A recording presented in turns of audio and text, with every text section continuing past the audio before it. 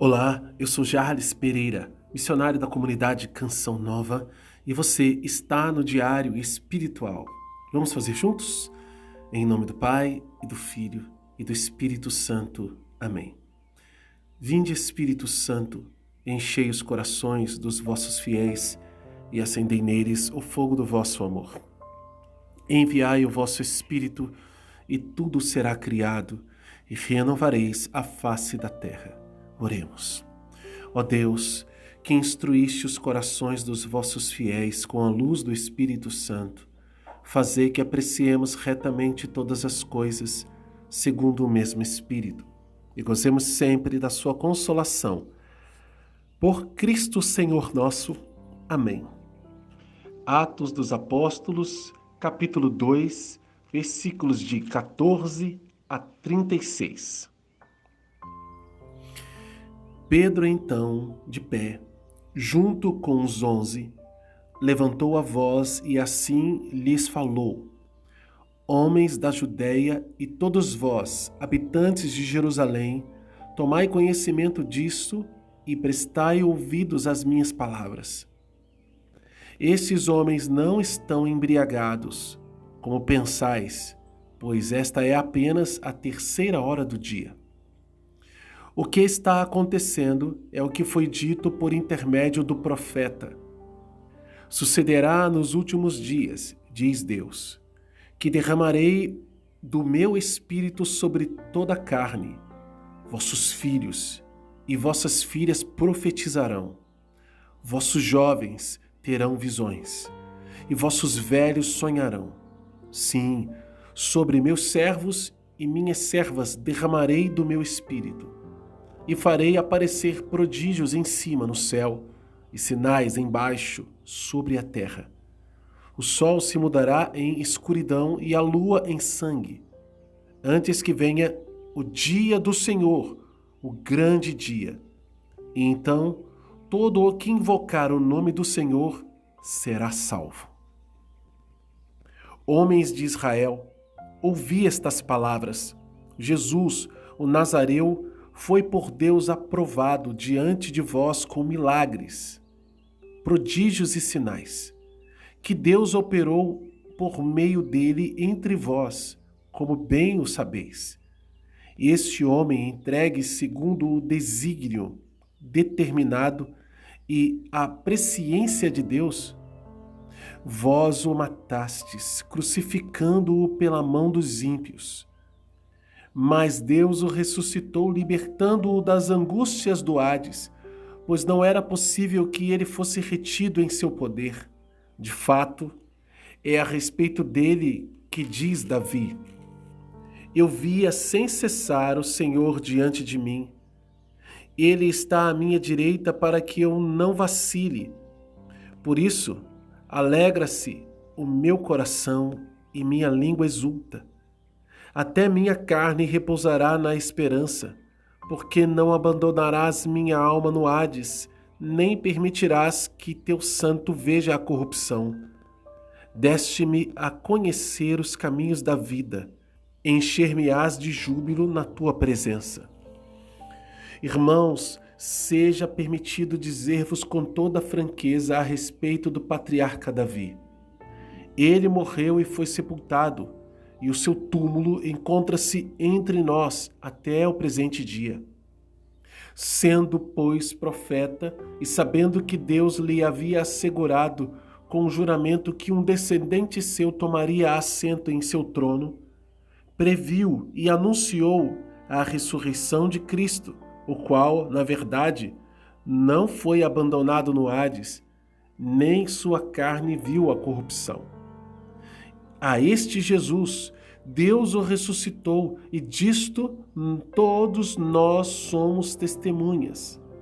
Portanto, exaltado pela direita de Deus, ele recebeu do Pai o Espírito Santo prometido, e o derramou, e é isto que vedes e ouvis.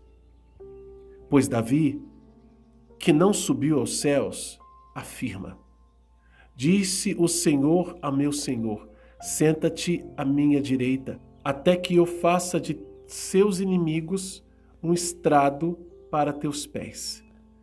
Saiba, portanto, com certeza, toda a casa de Israel, Deus o constituiu Senhor e Cristo, este Jesus a quem vós crucificastes. Palavra do Senhor, graças a Deus.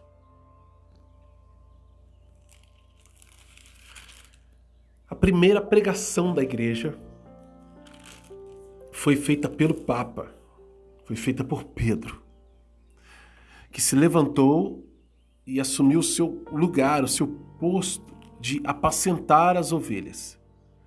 E depois de receber o Espírito Santo com todo destemor, porque são palavras muito fortes.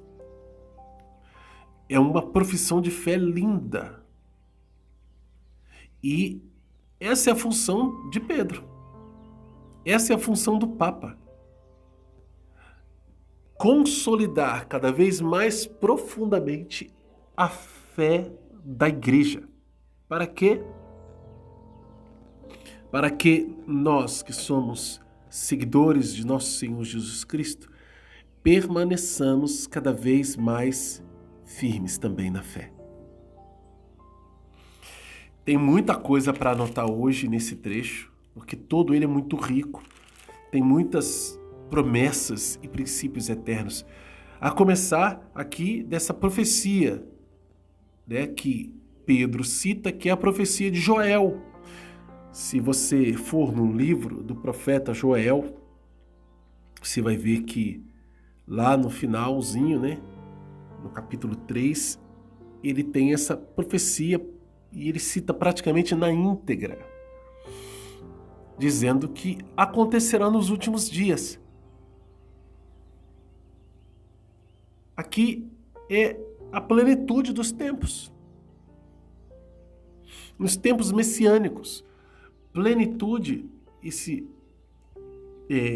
últimos dias, né, essa plenitude dos tempos, ela não significa que acabou, né? Ficou pleno é o final. Pleno é de presença mesmo.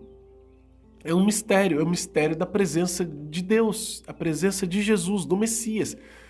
Graças à presença dele, esse é o tempo pleno, o tempo da sua presença. E lá está sendo derramado, então, Jesus permanece, né, no meio de nós. Nós ainda estamos vivendo esse tempo. Por quê? Eis que estarei convosco todos os dias até o fim dos tempos. Não foi isso que ele prometeu? Então ele está. Nos tempos messiânicos, é claro, ele inaugurou esse tempo, vindo ao mundo, na sua encarnação. E para esse tempo, teve a profecia do profeta Joel, lá no Antigo Testamento, que se cumpriu no dia de Pentecostes. Jesus avisou que ia se cumprir, por isso pediu para que os apóstolos ficassem. Veja, essa profecia é para todos nós. Nos últimos dias, diz o Senhor, derramarei meu espírito sobre toda a carne. Você tem carne? Tem, né?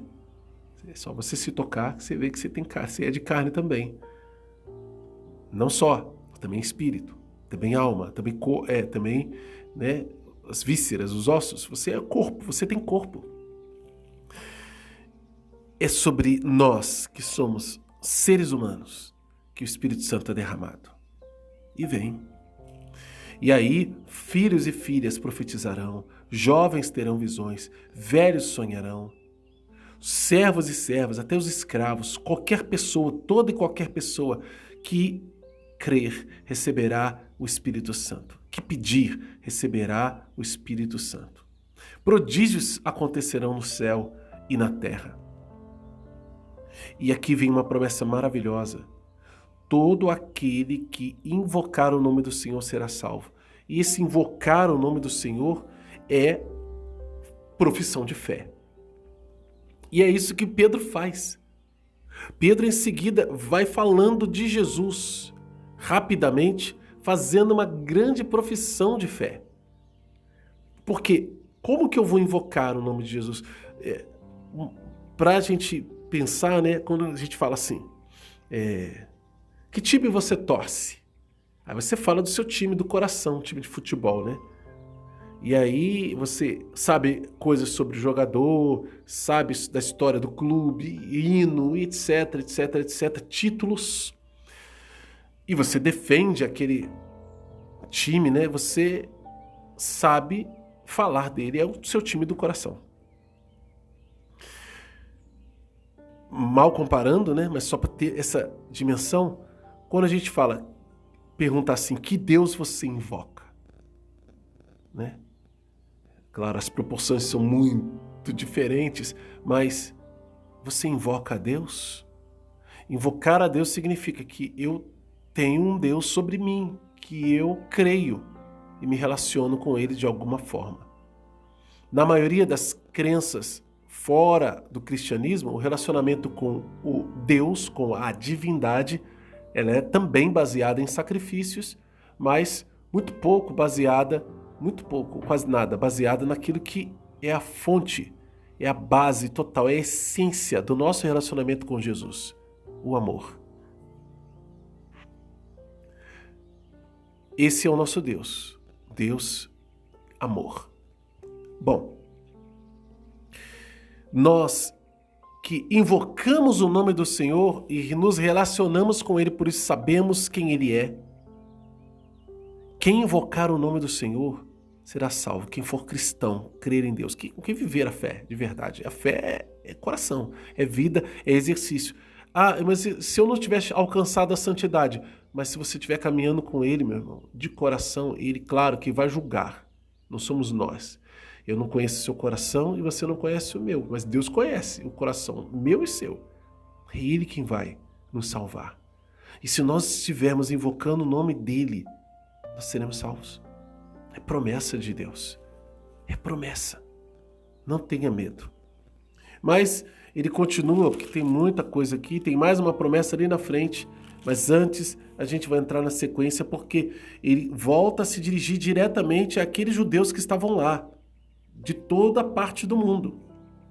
E veja, o discurso de Pedro já não foi mais lá no dom de línguas, não. Ele falou na língua dele, para todo aquele povo que veio de línguas diferentes, pense. Sem medo. E chamou todo mundo para dizer que Jesus, o Nazareu, foi por Deus aprovado diante de todos com milagres. Tudo isso aqui, gente, do versículo 22 até o versículo 26 é princípio eterno. Aí depois pula para o 28 e vai até o 36. Mas por que princípio eterno? Porque é uma profissão de fé da igreja. É um pequeno credo, né? Acontecendo ali. Ele vai explicando o que ocorreu com Jesus e por que isso deveria ter ocorrido e que somente isso poderia ter acontecido desta forma. E quais são as consequências disso para a nossa vida? Qual é a nossa responsabilidade nessa história? Olha aqui. Este homem, entregue segundo o desígnio determinado e a presciência de Deus, vós o matastes e crucificastes pela mão dos ímpios. Olha, a nossa responsabilidade, isso é verdade. Isso não mudou. Nós, humanos, nós, humanidade, os judeus em si, daquele tempo, foram responsáveis por isso. Nosso pecado causa isso. Por quê? Porque ele levou sobre si as nossas culpas, os nossos pecados. Então, quando pecamos, nos tornamos assassinos de Deus. De alguma forma. Por quê? Porque fazemos com que ele sofra. Mas, ao mesmo tempo, nós, quando pecamos, colocamos sobre a cruz de Cristo todos os nossos pecados. O mistério da salvação de Deus para conosco, ele é grandioso demais. Porque ele nos salvou quando ainda éramos seus inimigos, como diz São Paulo. Salvou aqueles que tinham pecado antes de o conhecer. Recolheu os pecados do mundo inteiro, de todos os tempos. Então, provar amor a Deus significa não pecar mais. Em primeiro lugar. Mas se pecamos, temos um Deus, como diz a primeira carta de São João, e pronto para nos perdoar. Por quê? Porque ele já alcançou isso para nós. A pergunta é: nós queremos? Nós nos aproximaremos dele? É isso que nós precisamos.